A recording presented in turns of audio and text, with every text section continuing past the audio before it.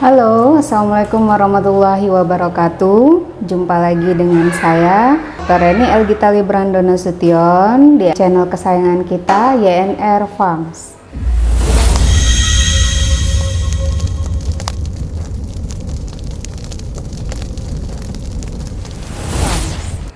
Udah lama nih ya teman-teman ya, nggak ada bahas tentang medis nih, jalan-jalan terus yang kemarin-kemarin. Oke, kali ini saya ingin membawakan tema medis. Tema medis kali ini kebetulan lagi banyak sekali kejadiannya ya di klinik tempat saya bekerja yang sekarang. Jadi saya sekarang kerja di daerah Bandung.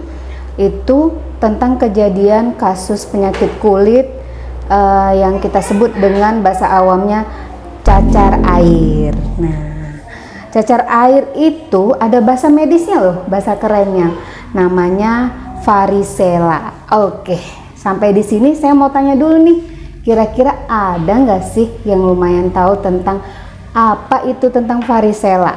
Jadi apapun dia disebabkan oleh apa, gejalanya bagaimana, sampai nanti gimana sih kiat-kiat pencegahannya, atau selama terkena penyakit tersebut apa sebaiknya harus dilakukan. Oke, kita kupas satu-satu ya. Jadi varicella itu adalah dia cacar air yang disebabkan oleh virus varicella zoster ya, virus varicella zoster. Nah, jadi dia itu penyebabnya apa? Jadi kalau ada yang tanya, ini penyebabnya apa sih? Penyebabnya adalah virus varicella zoster. Terus kita udah tahu penyebabnya nih. Gejalanya apa aja sih gitu ya? Apa aja? Biasanya sih pasien itu mengeluhkan dia demam gitu ya. Terus juga, dok, timbul ada kayak pelenting-pelenting nih gitu di kulit gitu. Paling sering sih di badan, ada juga di tangan, ada yang di belakang telinga gitu.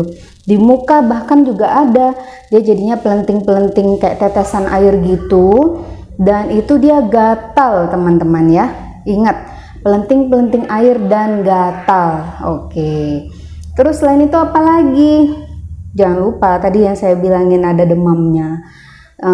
Jadi dia itu daya tahan tubuhnya si pasien kalau lemah gampang banget nih terjadi komplikasi yang lain. Bisa dia sampai ke sistem saraf juga ya jadinya. Ya nauzubillah min dzalik, mudahan jangan sampai ke sana.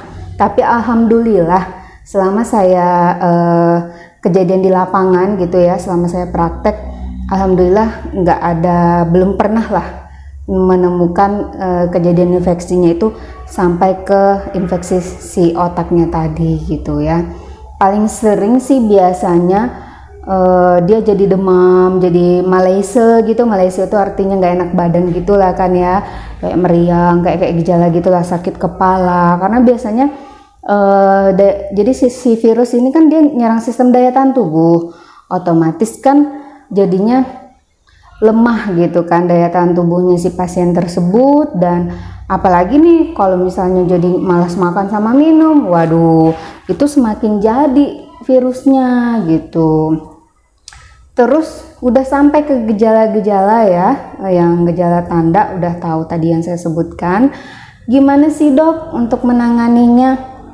Jadi saya pengennya sih jika teman-teman sekalian ada yang terkena gejala seperti ini, silahkan berobat ke dokter ya. Berobat ke dokter. Dari pertama muncul pelenting itu harus langsung bawa ke dokter. Jadi jangan dibiarin dulu sampai berapa minggu gitu. Semakin cepat dibawa, semakin cepat penanganan, semakin baik juga, cepat juga pemulihannya teman-teman.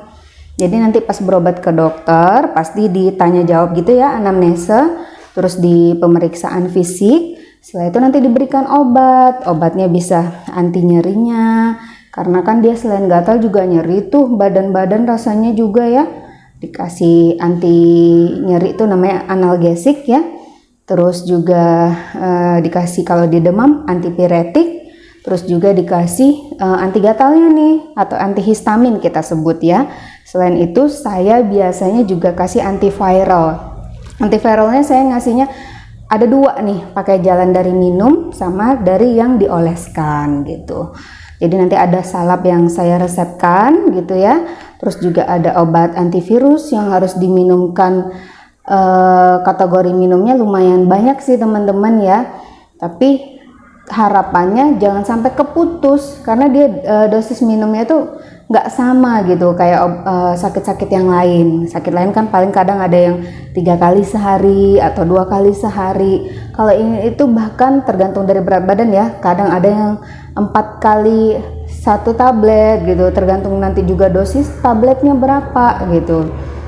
Ya, kalau untuk nama merek, mohon maaf ya, ini sengaja nggak saya berikan di sini, karena kan seperti himbauan saya tadi, kalau misalnya kita sakit kayak gini, silahkan, mangga, tolong dibawa ke dokter, biar nanti ditangani dengan tepat, apa saja langkah-langkahnya gitu ya, termasuk dengan obat juga. Jadi jangan beli-beli obat sembarangan gitu teman-teman ya.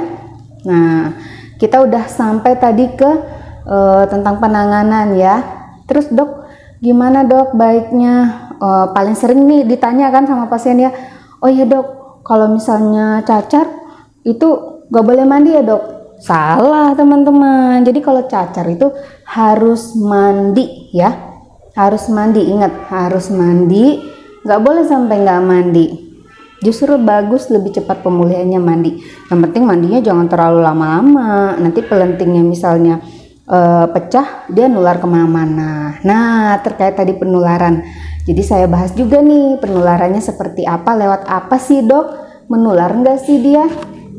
Cacar air ini menular ya teman-teman ya, bisa dari udara sini, maksudnya kita bersin nih, bersin nggak ditutup, batuk juga, padahal ada etika batuk dan etika bersin ya, tidak boleh seperti ini, tapi harus pakai lengan gitu.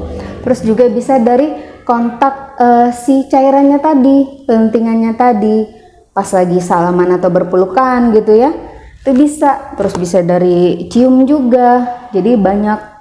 Jadi hati-hati buat teman-teman yang keluarganya misalnya ada yang kena cacar air, harus hati-hati kontaknya dengan si penderita. Tapi bukan berarti kita jauhin, nggak boleh gitu ya, gitu. Ada lagi nggak nih kira-kira nanti yang mau ditanya? Boleh kok, nanti silahkan saja, jangan lupa disampaikan di kolom komentar dari postingan ini ya. Nanti kita bahas sama-sama apa saja sih yang ingin ditanyakan gitu. Boleh ditanyakan tentang seputar cacar air ini ya. Dan juga, oh iya, yang paling sering nih jadi pertanyaan lagi selain dari yang mandi tadi. Jadi tuh pasien ya sering menanyakan, dok, cacar air itu hanya boleh kenanya sekali seumur hidup ya dok ya? Enggak kayak gitu jawabannya. Jadi kalau virus varicella zoster ini sudah menyerang tubuh kita, itu dia enggak mati virusnya, dia tidur di dalam tubuh kita. Jadi dia suatu saat bisa bangkit lagi teman-teman. Kalau misalnya teman-teman kena pajanan yang serupa, dia bisa kena lagi cacar air, dan bahkan nanti bisa terjadi yang namanya herpes zoster. Nanti deh kapan-kapan saya bahas tentang herpes zoster. Oke? Untuk sementara ini dulu yang saya sampaikan. Seperti yang saya ucapkan tadi, jika ada teman-teman ingin ditanyakan apapun itu, baik pertanyaan atau bahkan mau ngasih saran, kritik, boleh, mangga. Silahkan dilampirkan aja di kolom komentar ya. Jangan lupa juga buat yang belum ada subscribe kita, silahkan di subscribe ya. Terus nanti dikasih like-nya dong, jempolnya, biar kita semakin semangat lagi untuk berkembang channel ini ya. Terima kasih banyak buat semuanya ya. Assalamualaikum warahmatullahi wabarakatuh.